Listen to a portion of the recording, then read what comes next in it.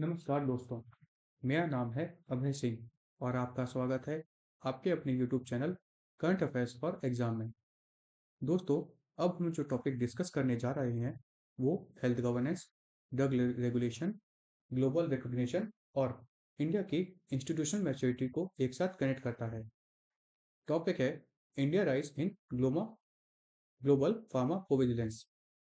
यह सिर्फ एक रैंकिंग न्यूज़ नहीं है, बल्कि यह बताता है कि इंडिया का हेल्थ केयर सिस्टम कैसे ग्लोबल स्टैंडर्ड्स के साथ अलाइन हो रहा है और कैसे India pharmacy of the world से आगे बढ़कर safe pharmacy of the world बनने की डायरेक्शन में मूव कर रहा है।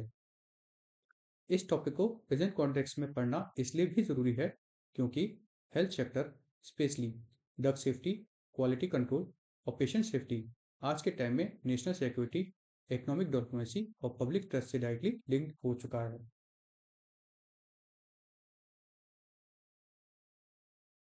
इंडिया इस वक्त न्यूज़ में है क्योंकि वर्ल्ड हेल्थ ऑर्गेनाइजेशन के ग्लोबल फार्माकोविजिलेंस फ्रेमवर्क में इंडिया ने 8 रैंक अचीव की है।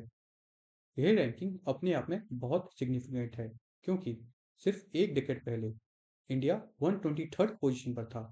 मतलब इम्प्रूवमेंट कोई इंक्रीमेंटल चेंज नहीं है, बल्कि स्ट्रक्चरल और इंस्टीट्यूशनल ट्रांसफॉर्मेशन का रिजल्ट है। इस अचीवमेंट को ऑफिशियली अनाउंस किया गया इंडियन फार्माकोपिया 2026 के रिलीज के दौरान। यानी एक रैंकिंग आइसोलेटेड इवेंट नहीं था, बल्कि इंडिया के ड्रग रेगुलेशन इकोसिस्टम के स्टैंडिंग का डायरेक्ट आउटकम है। एग्जाम पॉइंट ऑफ व्यू से देखा जाए, ये जीएस पेपर 2 और जीएस पेपर 3 दोनों के लिए हाईली रिलेवेंट टॉपिक बन जाता है। अब यहाँ से हम कोर डॉक्यूमेंट पर आते हैं। इंडियन फार्माकोपिया 2026, जिसके 10th एडिशन रिलीज किया गया। इसको union health minister Shri JP Nadda ने डॉक्टर अंबेडकर इंटरनेशनल सेंटर नई दिल्ली में रिलीज किया। इंडियन फार्माकोपिया को अगर आप सिंपल शब्दों में समझें तो ये इंडिया के official drug standard rule book है। यह डिफाइन करता है कि किसी मेडिसिन की क्वालिटी क्या होनी चाहिए, उसकी प्योरिटी स्टैंडर्ड्स क्या होने चाहिए और स्ट्रेंथ, सेफ्टी और एफिशिएंसी का बेंचमार्क क्या होना चाहिए। मतलब जो भी ड्रग इंडिया में मैन्युफैक्चर, सेल या डिस्ट्रीब्यूट होता है, उसको इंडियन फार्माकोपिया के स्टैंडर्ड्स कंप्लाई करने होते हैं और ये स्टैंडर्ड्स लीगली एनफोर्सेबल होते हैं। इंडियन फार्माकोपिया 2026 में 121 नए मोनोग्राफ्स ऐड किए गए, जिसके बाद टोटल मोनोग्राफ की संख्या बढ़कर 3340 हो गई है। मोनोग्राफ का मतलब होता है एक ऐसा ड्रग या फॉर्मुलेशन का कंप्लीट साइंटिफिक और स्टैंडर्ड प्रोफाइल। मतलब एक ड्रग का टोटल कंप्लीट साइंटिफिक और स्टैंडर्ड प्रोफाइल का फॉर्मुलेशन। इस एडिशन में खास तौर पर anti tubercular medicine, anti diabetic drugs और एंटी कैंसर मेडिसिन पर फोकस बढ़ाया गया। इसका डायरेक्ट लिंक है इंडिया के डिजीज पैटर्न से। टीबी, डायबिटीज और कैंसर इंडिया के लिए एक मेजर पब्लिक हेल्थ चैलेंजेस हैं। जब इन मेडिसिन के स्टैंडर्ड क्लियर और अपडेटेड होते हैं तो ट्रीटमेंट आउटकम्स बेटर होते हैं और पेशेंट सेफ्टी इंश्योर होती है। इसके अलावा आयरन सप्लीमेंट्स को भी कवर किया गया, जो डायरेक्टली नेशनल न्यूट्रिशन और मैटरनल हेल्थ प्रोग्राम से लिंक्ड है। इंडियन फार्माकोपिया 2026 के सबसे हिस्टोरिक फीचर है ब्लड कंपोनेंट्स के 20 मोनोग्राफ का फर्स्ट टाइम इनकर्शन। इसके साथ ही इंडिया दुनिया का पहला देश बन गया है जिन्होंने ब्लड कंपोनेंट्स के लिए डिटेल फार्माकोपियर स्टैंडर्ड्स नोटिफाई किए हैं।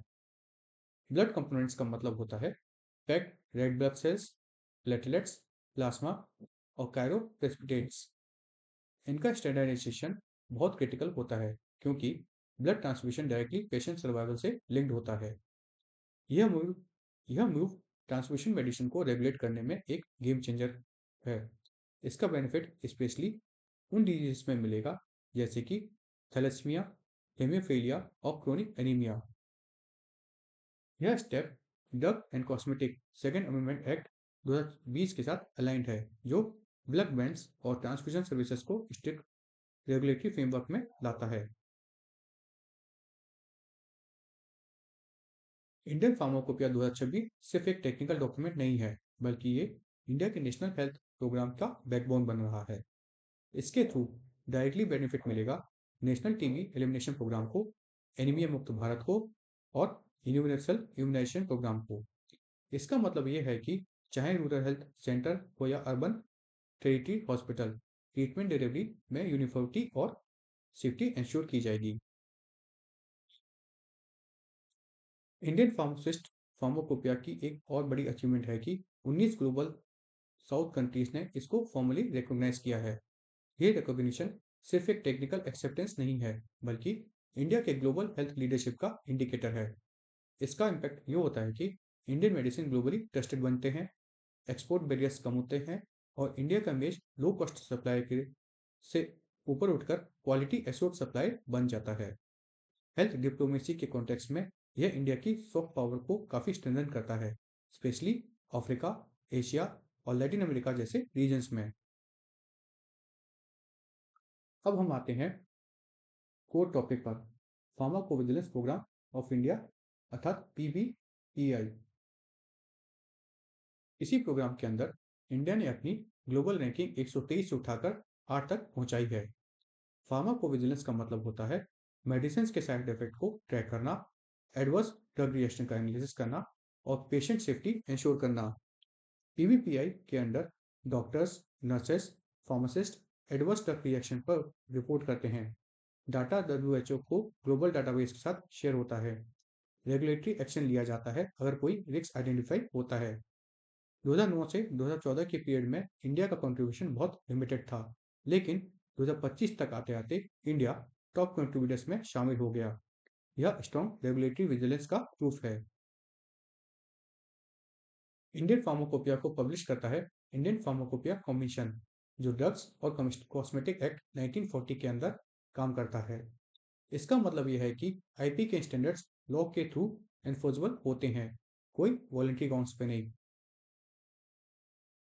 इंडिया का 8th रैंक पर पहुंचना यह बताता है कि रेगुलेटरी इंस्टीट्यूशन मैच्योर हो रहे हैं, पेशेंट सेफ्टी नेशनल प्रायोरिटी बन चुकी है एवं Indian global health care governance में एक रिस्पॉन्सिबल स्टेक होल्डर बन रहा है। फ्रेंड्स, आपको अभी का सेशन फ्रूटफुल लगा तो लाइक शेयर सब्सक्राइब अवश्य कीजिएगा। धन्यवाद। जय हिंद, जय भारत।